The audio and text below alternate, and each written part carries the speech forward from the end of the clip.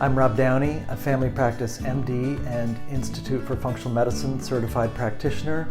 I'm coming to you from Seaworthy Functional Medicine in Homer, Alaska.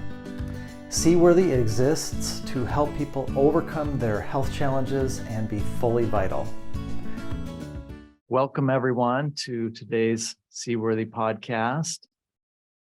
What if we could take a look deep down into the most fundamental levels of an expert's operating system in dealing with life stresses, anxieties, fears, things that leave us feeling depressed, and illuminate what it means in real time to use the best of the best toolboxes to move forward. We couldn't be more fortunate than to be joined by my colleague and friend, Joe Rignola, today. Hey, Joe, how's it going? Doing really well, Rob. Thanks for having me. This should be fun. Well, it's such a privilege. I want to share your bio with people briefly. Joe Rignola is an entrepreneur, filmmaker, and best-selling author. He began his own health journey about 16 years ago while dealing with depression, anxiety, severe digestive issues, weight gain, and more. After researching alternatives to the medications he was on, Joe was able to take control of his health and lose over 45 pounds by changing his diet and lifestyle. Filled with gratitude for his newfound health and energy, Joe went back to school to study health and nutrition so he could help others along the journey. He has co-founded, and launched some of the most successful brands and events in the health space over the past 12 years. He is the founder of the 170,000 member community, Well Connected TV. So we get to talk about your story and tools for overcoming fear and anxiety. Because I'm fortunate to know you so well, maybe we should start with the end and work backwards. What Sure. do you know now, Joe? What do you know now that you didn't know at the beginning of the journey that you think's the most precious thing for people to know as they land on this topic? That the journey is the goal. The journey is the goal. I think, if I look back over the last 12, 15 years, as I began the health journey, I think in the beginning, I thought if I could get to this point, if I could lose this amount of weight, if I could have this much energy, if I could be successful in these different areas, then I'll be happy. And what I've realized along the way is that there really isn't an endpoint, is that if you can just keep going on the day-to-day and enjoy the process, that's the win. It's just getting up every day, looking forward to the process. And sometimes that process is going to grow by leaps and bounds from day to day and week to week and month to month. And sometimes it's going to be a slow grind and little base hits. But as long as you're still playing, that's the game. That's the win. That's the process. That's beautiful. So embracing that, I think if I had known that from the beginning, I probably would have enjoyed the journey a little bit more in the beginning, knowing that I was on the path, and that was the win. So enjoying that process and having gratitude for all those little moments of challenge and the small wins. Not forgetting to celebrate those small wins is another big lesson there. So it's a lot to unpack.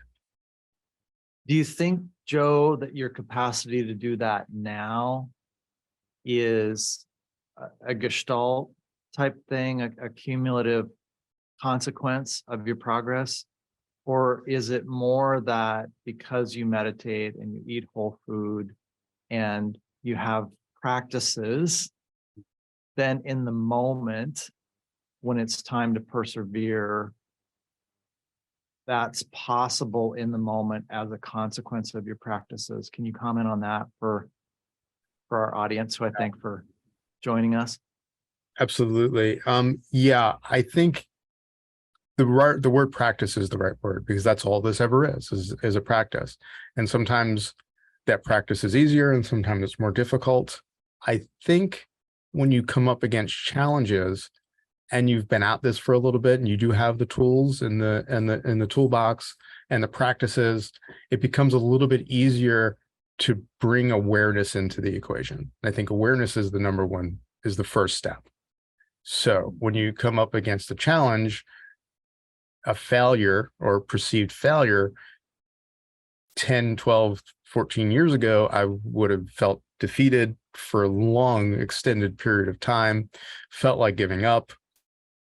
But these days, there are moments when I certainly do feel that, but bringing in a level of awareness has allowed me to sort of switch gears much more quickly and have gratitude for a lot of the things that I might have resented previously. So gratitude is a big key. Awareness is a big key. So the more you practice these things, the more you would just allow and have gratitude, the quicker it is to sort of overcome and get into a more positive mindset. So for our listeners today who might feel this is something that came up in our Rewire Your Brain masterclass together, and I think a good question to ask you, let's think about one set of our community who may be saying, well, that sounds great, but you two are far enough into your process, you float above it a little more. So for that person that feels like the anxiety or depression goggles are sort of super glued to their face, and it feels impossible in the moment to see the opportunity for gratitude in the moment, or to envision being resilient.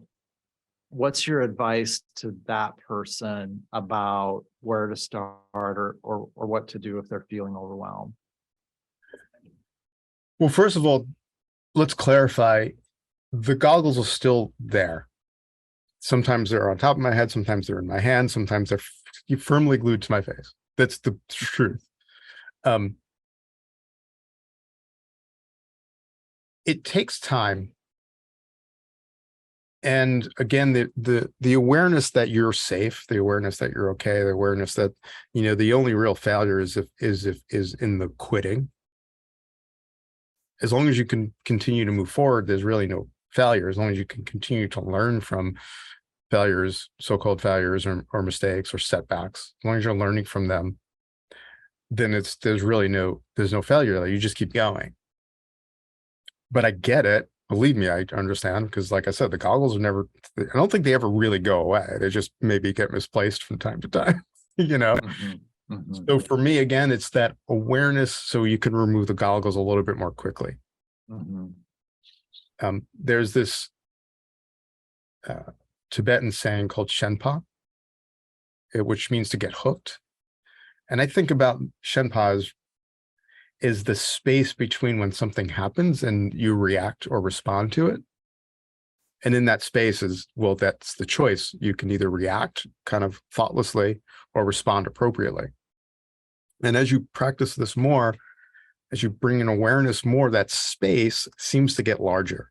So you have an event that happens, someone cuts you off in traffic, you can react immediately and flip the person off, or, tailgate them and try to run them off the road. Hopefully no one's doing that, but you get the idea. Or you can respond appropriately and saying that person didn't really affect my day, and I wish them well. I hope there's not an emergency. I hope everyone's okay, and I hope he gets to where he needs to go safely.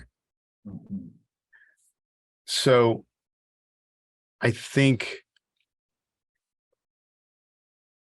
that's the practice. There is, for me, I haven't reached this level of enlightenment where every day is, peaceful and blissful and joyous every minute of every day. No, there's stressors, there's anxieties, there's overwhelm, there's bouts of depression. It's all still there. As someone who's, historically dealt with these things in a very severe, debilitating sense, where I didn't even want to get out of bed in the morning on most mornings. It's it's progress. So what do I say to someone who's dealing with a hardship? I think you need to create space for yourself. I think when we get into these cycles of difficulties, challenges, the first thought is either distract ourselves from feeling those feelings or take immediate massive action to try to push through and fix the problems and overthink things and get all in our heads. When the appropriate response might be to just take a step back and do nothing, not distract ourselves, not bury ourselves in work, but to take a step back, go for a walk, just meditate, just be with yourself. This seems like the hardest thing to do, is just can we just be present with ourselves without any distractions, without any preconceived thoughts, just be with ourselves. I think that when we create that space, somehow the universe has a way of delivering some solutions and some answers and some peace. And it's difficult for, I think, people like us, and for, I think, a lot of people watching or listening to this. We always feel like we have to take action. We have to do something to fix. We have to fix. We have to do. And the doing may just be being instead of doing. Human being instead of human doing. Yeah. That's when things seem to open up and the answers and solutions seem to come through. But it's difficult. It's difficult to just do without trying to take, or difficult to just be without trying to fix and do things. So, if you could take 10 minutes here, 15 minutes, half hour, an hour of just being with yourselves, finding that inner peace, that inner happiness, and trusting that you already have the answers to all of the challenges that are ahead of you that you're dealing with. The answers are there, but you have to trust and allow that they're going to come through, and give yourself some space and some self-care and some self-love to allow those to come through. And support, friends, family, support system is really important as well. We're not meant to do this alone. We're meant to do this in community. We've evolved in communities, and it's so important. I think with the advent of social media, it's this pseudo connection, pseudo community. We feel like maybe we're connecting with people because we're on Facebook or Instagram, but we're maybe just sitting alone in our home. And it's not a replacement for real true connection. So I think the two takeaways from that long-winded answer is find some community, find some support, and allow yourself some time and space to be with yourself, to settle down and allow the answers and solutions to come through. Thank you. I want to underscore something you said for our audience and reflect a little bit more on it. You talked about good things happening as we slow down into this space, and that it's an action to slow down and drop in to who we are in the moment and what we're feeling and what our experiences are. And I've been reflecting a lot lately on patients I take care of, where the physiologic issues, the adrenal issues, or the neurotransmitter issues, what have you, that look like the obvious issues to be addressed. There are a subset of patients, a significant subset, that the hurdle isn't figuring out via the functional medicine matrix where the physiology is stuck. But the bigger challenge is that as those systems fire up, the person starts the supplements or they start eating whole food, the next challenge for them is, in the moment, they're experiencing the improvement they were hoping for, and now they feel well enough to be challenged by the reality of who they are. It's the phrase that's been going through my head is dog catches car. Now what? And I think it goes to what you described, which is that the universe or creator or whatever sacred phrase or word or belief system is characterizes this event for that person. This abundance is in itself sort of challenging to get our heads around, because then there's a whole new set of dimensions. So as we hear your next take on this, I will tend to be afraid of getting into a worry space, because when I worry, it feels like it's going to last forever. Mhm. And then it takes me into when I felt worried as a child, which cascades / dominoes into low self-esteem that I used to have that I don't want to revisit. So the degree to which that can fractally blossom into, I'm never going to get better, this is going to last forever, simply because my son's a commercial fisherman and he's going to be on a commercial fishing boat again in 2 weeks, Mhm. to me is this example of, I think about my other friend, Joe, who says when we are mindfully present with our worry, the data shows that the average full duration of that arising and largely dissipating is about 90 seconds. Wow. So I can either be present with it and feel it and be uncomfortable with the worry and have it arise and dissipate, or I can have it domino / cascade and do a full blown devolution into what I think of as the worst moments of my childhood. And the hardest thing to do for me, because of the previous low self-esteem, is to get over the survivor's guilt that now I'm well, Mhm. and it can just be present for 90 seconds. And I've got better things to do. Show up for my family, show up for my kids, take a run, read a book. It's the challenge isn't having the tools. The challenge is whether I'll let myself be well. Mhm. So a couple of things I flashed on, and I'm kind of taking notes here as we go. First is sort of understanding why those feelings and emotions come up, and it's almost entirely based on things that happened to you in childhood or in adolescence or even in adulthood.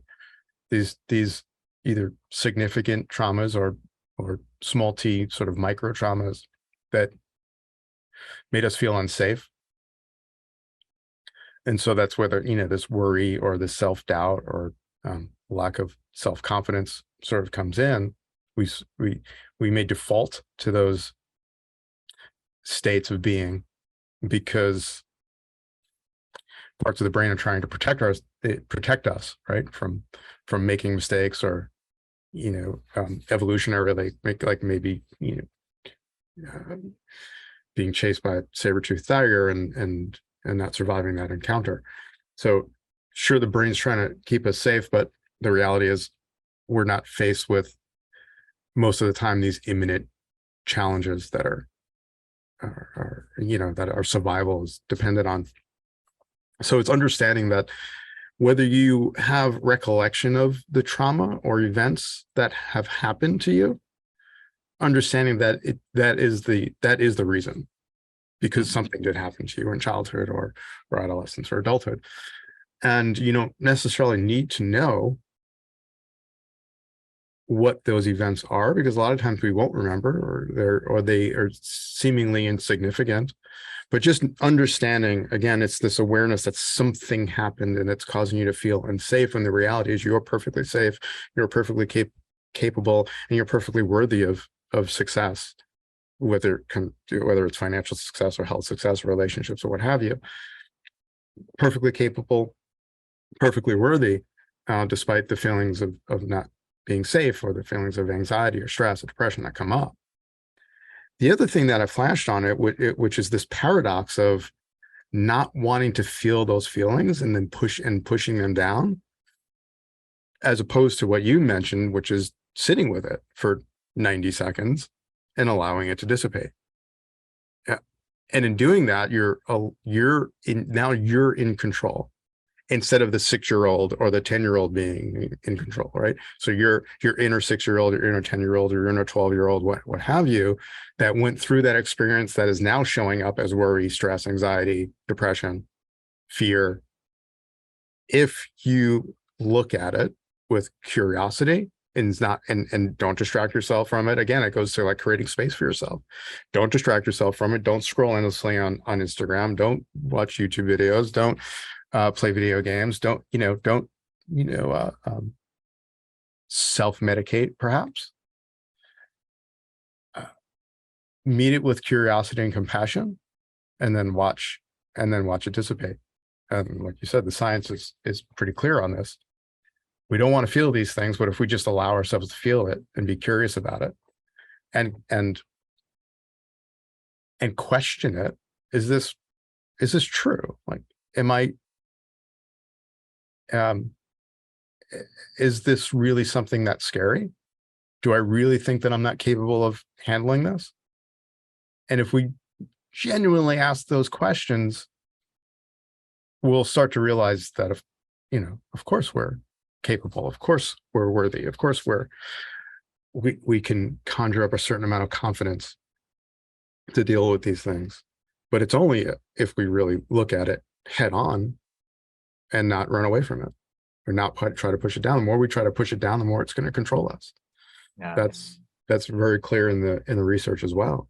So when these challenging thoughts come up, to really start to pay attention to where they're coming from, and if they're true, if they're not, that's the punchline, is that typically they're not true thoughts. Then we can start to relieve ourselves of those feelings and those emotions. So I think, yeah, the paradox of really, really facing those feelings rather than pushing them away, and then realizing that while that inner child is maybe trying to protect us, it's like, great, gratitude, thank you, but I'm running the show now. That's how I choose to move forward. And however that looks for you is correct. You were pretty transparent during Rewire Your Brain interviews when we co-hosted our masterclass about different dimensions of this process, so that folks could have an opportunity to really get their arms around some of the fundamentals. And one motif that emerged was, there are times we need somebody else's help. And do you think it's important for our audience at all to potentially hear about some of the things you've reported that have been helpful just over the last month or two, the kinds of people that can help us?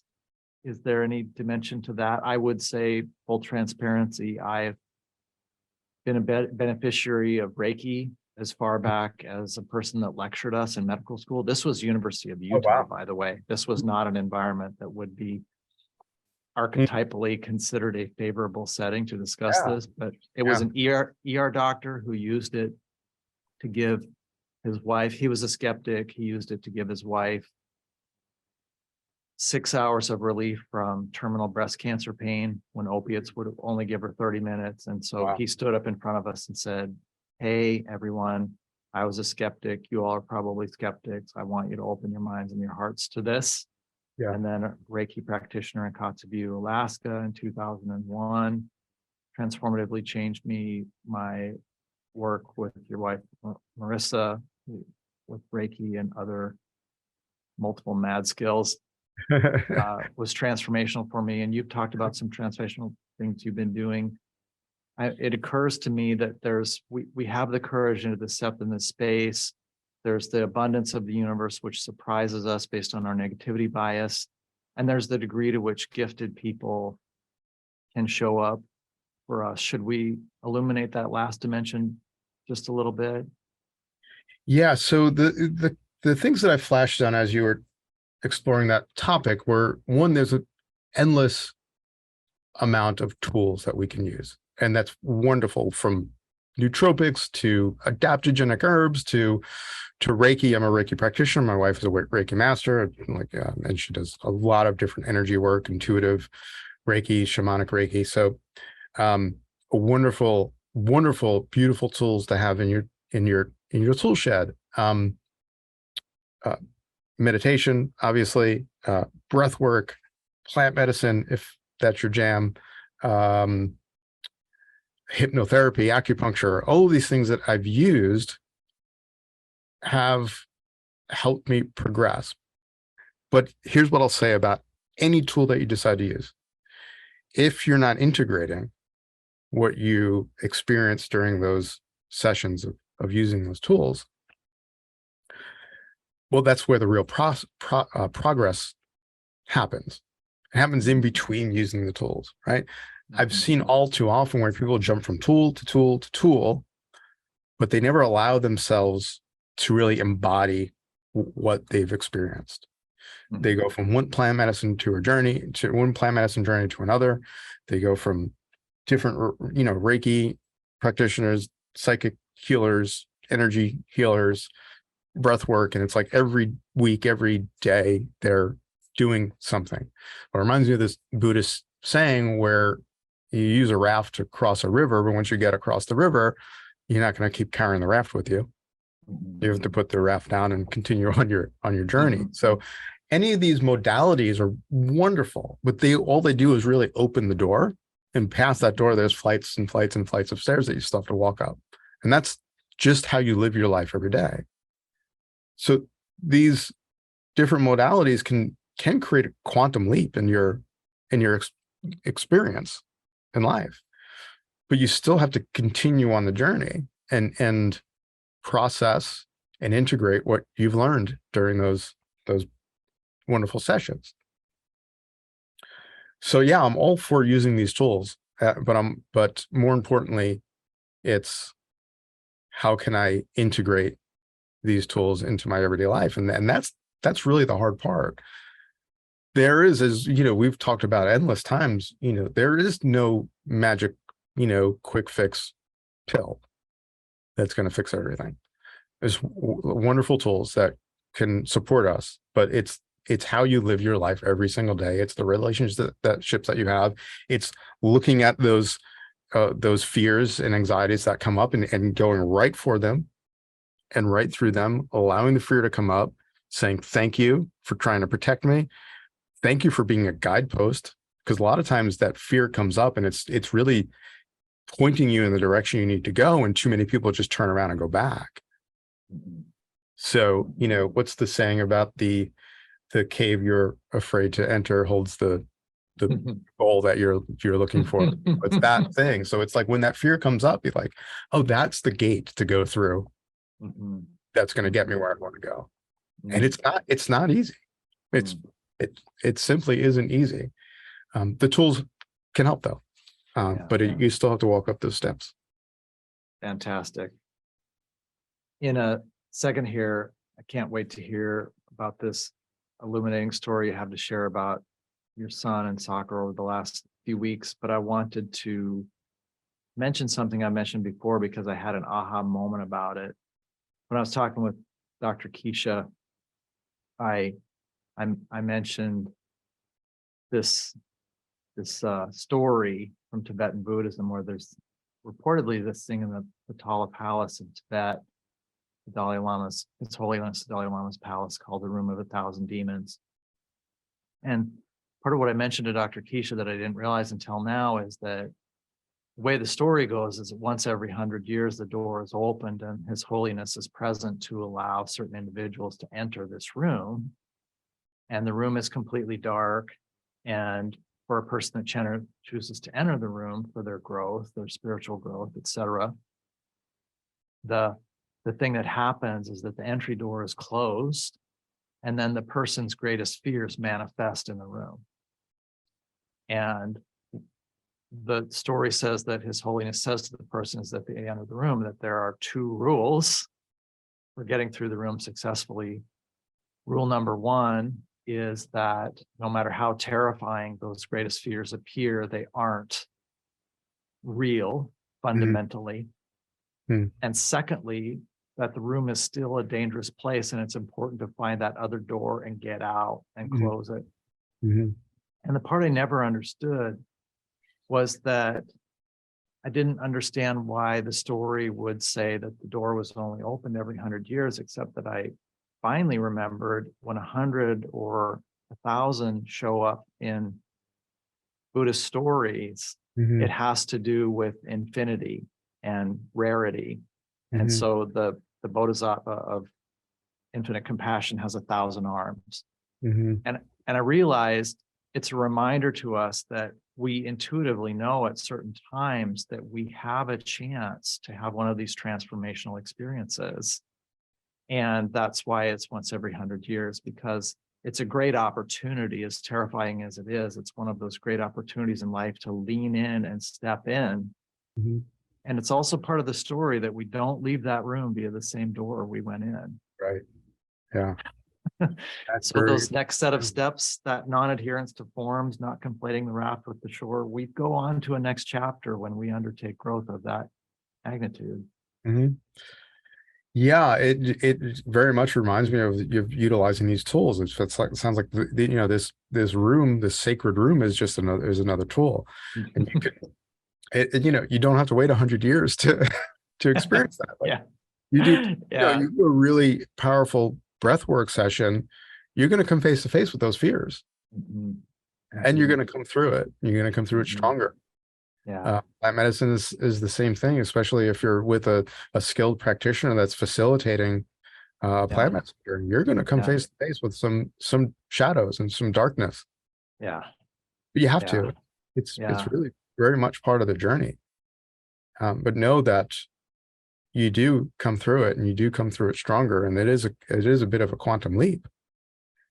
Uh, but Hmm. again, like, it's walking through that other door, and then and then Mhm. every day is walking up the flights of stairs, Mhm. implementing what for me, it's just sort of sitting and remembering that I'm safe Mhm. for the most part, right? So using the Rewire Your Brain Masterclass as sort of an example there, historically, it's always been difficult for me to ask for help. I've always been like, I'll just do it myself. When we did the Rewire Your Brain Masterclass, I had no choice but to ask for help. You and I partnered on it, which was, in and of itself was, um, uh, I have so much gratitude, because I don't think it would have gotten done if we didn't do it together. Again, it goes to, we're not supposed to do this stuff alone. But asking some of these amazing people to do interviews felt like I was asking for a favor, and it was uncomfortable for me. Fear of success, fear of failure, all those things come up. But again, you have this level of awareness. Oh, wait a minute, I'm sitting in my office. All I need to do is send an email and say, hey, Ari, would you like to do this interview? Or, Dr. Tom, would you like to do this interview? It's not really that hard, right? It's not really that scary. For whatever reason, my body reacts to it in a way that's frightening because of all the other stuff that's, led up and fed into that old story that I told myself. But the walking up the stairs part is seeing that, understanding, okay, this is scary, or I'm perceiving it as scary, but I'm going to do it anyway. And the I'm going to do it anyway is the process of rewiring the brain. Mhm. Yeah. That's the process of walking up the stairs. Yeah. And Yeah. it starts with reminding yourself that you're safe. And what's the worst that could happen? I ask someone to do an interview and they say no. So what? So, and it's also the reminder that I'm doing this for all the right reasons. We created that event because we really truly felt like the world needed the information that we had to share, and it was going to help people. And focusing on that, I'm safe, this isn't hard, and this is going to help people. Now I'm obligated to do it, because how Right. dare I sit on this information, not share it with the world? Yeah. Because So we're so fortunate right. to have Yeah. these tools. Hmm. As we hear this story about your son, I had two people give me grace this last week, Mm, and I realized another part of we that may be really helpful to our audience. Some of the best news now in this heightening of social isolation and mm, animosity that a lot of folks are, that's intensifying their suffering and making it harder for some of them to find the bandwidth to connect. mm, Universal truth that we are connectors. We are Mm. We are pack animals, not loners, Mhm. etc. Mhm. And we, not I. One of the best bits of news of all is there are so many people that will give us grace. Yeah. And given that I'm 55 and my behavioral nemesis is still irritability and self-righteousness. Mhm. There's a life of learning in that.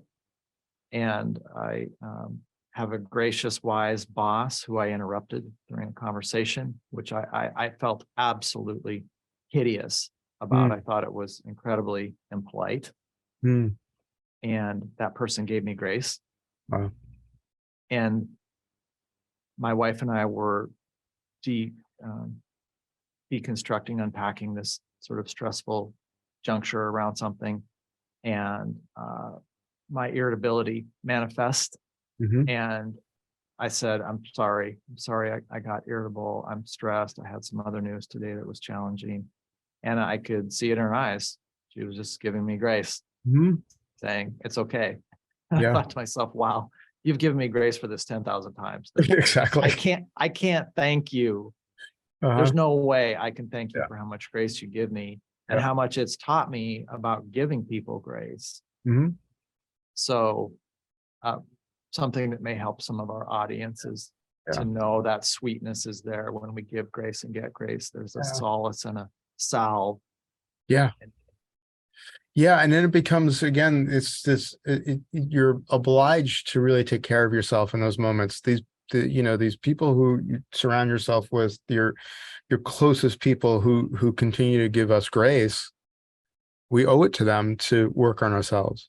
Now, self-love, self-care doesn't look selfish at all. It's necessary. And we owe it to them to really work on ourselves and better ourselves. Mhm. And that's not selfish at all. Yeah. The most selfless act we can do is be the best version of ourselves and show up as the best version of ourselves. Those people who continue to give us grace. Like, how dare we don't work on ourselves and take care of ourselves. It's monumentally important. Well, share with us the Oh. parable of Joe's son in the soccer game. So, we talked a lot about how we could be grateful for these challenges. And, I've heard it said that our children are our greatest teachers. And that was no more true than this past weekend when, my son is an amazing soccer player, and they moved up to the first division, and it's been a really challenging season for them. And the last game that they played last weekend was particularly challenging. The other team was very physical to the point where they played quite dirty and cheated at times. And my kid, being one of the better players, one of the best players on the team, he's very fast, he's very talented. He was targeted. And as a parent, that's really hard to watch. He was kicked, he was grabbed, he was pulled, he was hit, he was pushed. And he just kept getting up. So at one hand, it's really hard to watch. But on the other hand, I have so much gratitude for, because he found another level in his game that I don't even think he knew was there. This level of intensity and grittiness and fight and not quitting. And then can we all learn from that? And that he doesn't find that other level in himself without the challenge of coming up against a team that was bigger, stronger, and much more physical, to the point of even playing dirty. But he actually thrived in it. So I did my best to help him process what happened, because it was a tough one. And the next morning, after we had some time to sleep on it, I asked him, I said, did a part of you actually enjoy that? The getting knocked down and having to get back up and finding another level of intensity. He got a huge smile on his face and said yes. And he's 11. That's So awesome. he has this level, again, like, so this level of awareness, that realizes that they pulled something out of him that he might not have found otherwise. And he kept saying, like, I can't wait to play them again. That's so great. That is So so it's like, inspiring. yeah, I mean, I love that. that's the lesson. Like he learned, he's 11, he's got it. He learned that lesson. And we could all look at that, whatever challenges we're facing, you know, bumped and bruised and hurt and just kept getting up Mm. he wasn't thinking about the end of the game. They were losing. There was no question they were going to lose the game. So it wasn't Yeah. it was just about continuing the process. There was no delusions that they were going to win that game, but to him, it became just being fully present, instinctive, intuitive, and just not quitting. Yeah. No matter what. So again, it wasn't like he was trying to achieve an outcome. The outcome was already determined at that point. It was, at one point it was like 5-1. So it wasn't about the outcome. It was about the process.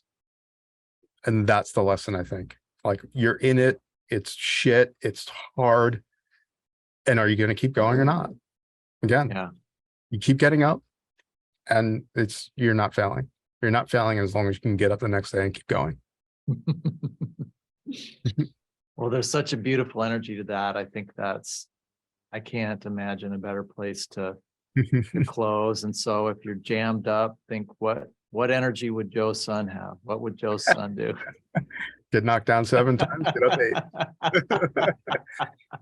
8. Great. Thanks so much, Joe. Thank I've been you. really looking forward to this, and I'm really glad see where the community that'll get to benefit from Thank you, Rob. what Dr. Keisha would describe as sharing just a fraction of your wisdom. I try. Thank you. All right. Have a great day.